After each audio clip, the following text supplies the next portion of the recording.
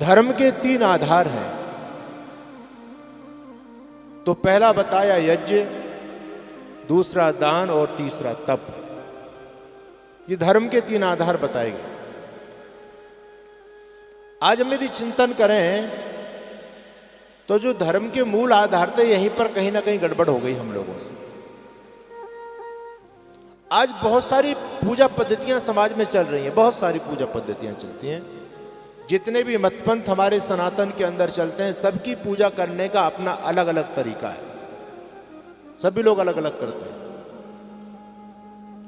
लेकिन प्राचीन काल में जो पूजा पाठ हमारे ऋषि महर्षि, हमारे भगवान करते थे, भगवान योगेश्वर श्री कृष्ण, भगवान श्री राम, गौतम, कपिल, कणाद, ऋषिवर, पतंजलि, महर्षि दयानंद, ये जो ऋषियों की परंपरा और हमारे पूर्वजों की जो परंपरा थी, उनकी पूजा पद्धति एक होती थी।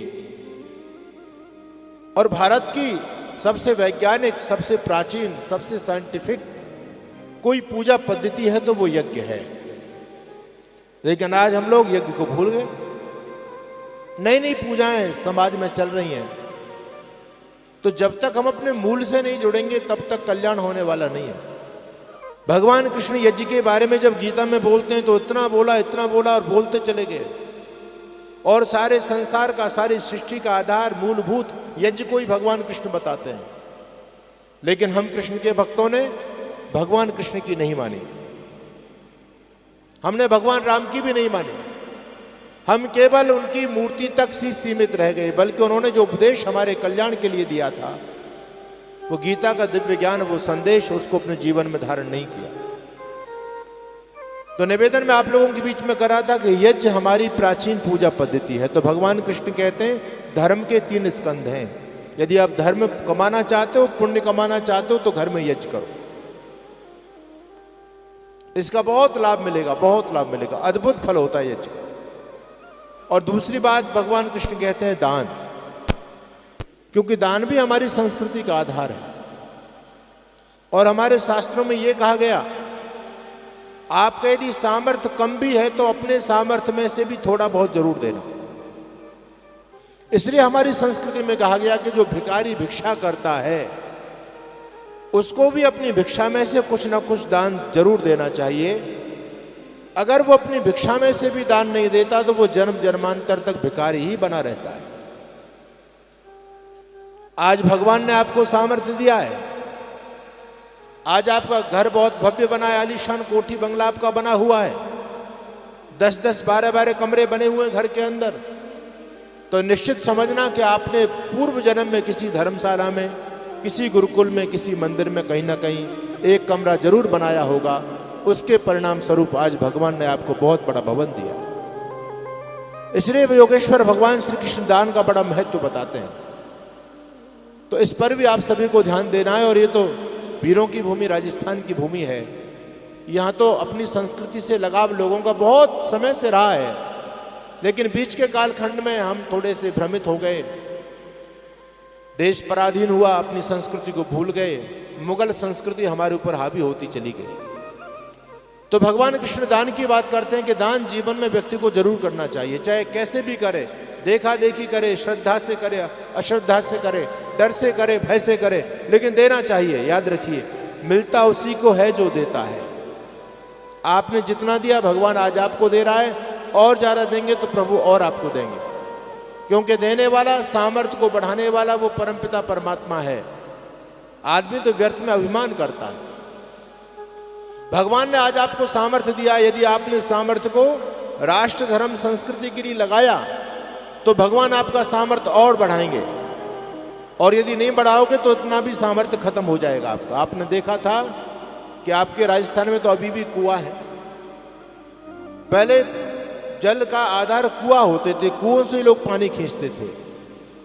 कुओं से कितना पानी खींचते थे, क्या कुएं से पानी कम हुआ? दिन रात लोग खींचते रहते थे, लेकिन कभी कम नहीं होता था।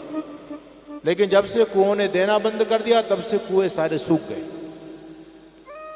तो हरा भरा रहना है, हमको खुशहाल रहना है, आबाद रहना है, तो अपने धर्म की बातों को जीवन में स्थान देना चाहिए। दान भी बहुत जरूरी है। और तीसरी बात भगवान कृष्ण कहते हैं तप।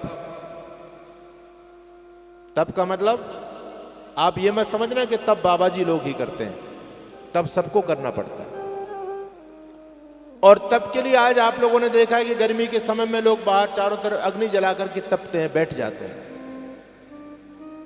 उस तप की चर्चा भगवान कृष्ण नहीं करते। भगवान कृष्ण कहते हैं कि अच्छे मार्ग पर चलते समय आपके जीवन में दुख जरूर आएंगे, कष्ट जरूर आएंगे। जब भी आप कोई शुभ संकल्प जीवन में धारण करेंगे तो शुभ संकल्प धारण करते ही आपके जीवन में रुकावट आएंगी, परेशानी आएंगी। जैसा कि हमारे प्रेम जी बैठे हुए हैं, नरपत जी बैठे हुए हैं, इन लोगों ने जब भूमिका बनाई होगी गुरुकुल की तो बहुत सारे लोगों ने यह भी कहा था तुम बेकार के क्या चक्कर में पड़ रहे हो, रहने दो। ये भी लोगों ने कहा होगा। कुछ लोगों ने हतोत्साहित भी किया होगा, परेशानियां भी आई होंगी। लेकिन यही तप है कि जो मन में ठान लिया अच्छा काम करना है तो करना है। जीवन में कितनी भी बाधा आ जाए उन बाधाओं से व्यक्ति जो विचलित नहीं होता, इसी को भगवान कृष्ण तप कहते हैं। धर्म के मार्ग में चलने में बड़ी कठिनाई होती है। अगर धर्म का पथ इतना सस्ता और सरल होता तो दुनिया में हर व्यक्ति धर्मात्मा बन जाता। तो पदे पदे चुनौतियां आती हैं जीवन में, तो कभी भी धर्म के पथ से विचलित नहीं होना। परेशानी आएंगी, हम उनको दूर करेंगे, विचलित नहीं होंगे। ये है आपका तप। तो द्वंद्व सहनम तपा, सुख दुख हानि लाभ मान अपमान, इनमें सम रहना। कोई अपमान करे या कोई सम्मान करे तो आपको सम स्थिति में रहना है। जीवन में दुख आ जाए चाहे सुख हो, दुख में घबराना नहीं है और सुख में फूल करके कुप्पा नहीं होना है। आदमी सुख का जब समय आ जाता है तो अधर्म करता है, धर्म को भूल जाता है। तो हर स्थिति में सम रहना है। भगवान श्री राम के जीवन को आप देखिए, सुबह राज्याभिषेक होने वाला है, चक्रवर्ती सम्राट का पद मिलने वाला है, लेकिन पता चला कि आपको राज तिलक नहीं, आपको तो जंगल में जाना है। कितनी बड़ी परिस्थिति जीवन में आई होगी, आप सोचिएगा। कहां तो व्यक्ति राजा बनने का स्वप्न लेकर के बैठा है और अचानक सारे अरमानों पर पानी फिर जाए और एक तरफ गद्दी गई हाथ से और आदमी को वन में जाना, और वो भी 14 साल के लिए जाना है। आप सोचिए। लेकिन भगवान राम क्या व्यथित हुए, परेशान हुए? खुशी खुशी माता पिता का आदेश श्रोधार्य करते हुए उन्होंने धर्म के पथ को नहीं छोड़ा। यही तो कारण है कि आज लगभग 10 लाख वर्ष होने के बाद भी भगवान श्री राम को इस धराधाम पर आए लगभग 10 लाख वर्ष हो गए। 10 लाख वर्ष होने के बावजूद भी आज भी हम उनको स्मरण करते हैं, उनकी भक्ति करते हैं, उनको प्रणाम करते हैं। तो जो धर्म के रास्ते पर चलते हैं उन्हीं के दुनिया में झंडे बुलंद होते हैं। इसलिए जीवन में कभी भी धर्म को पथ को नहीं छोड़ना, विचलित मत होना। बाधाएं आएंगी, रुकावट आएंगी, अच्छे मार्ग पर चलने में परेशानी आती ही है, लेकिन जो धीर पुरुष होता है वो कभी भी इन परेशानियों से विचलित नहीं होता। धैर्य रखिए, धैर्य। धैर्य धर्म का पहला लक्षण है। लेकिन आदमी थोड़ी सी विकराल परिस्थिति आने पर सबसे पहले धैर्य को छोड़ देता है, और धैर्य छूटा तो फिर व्यक्ति बहुत सारे अनैतिक कर्म भी कर देता है। विश्वास आदमी का डगमगा जाता है। इसलिए धैर्य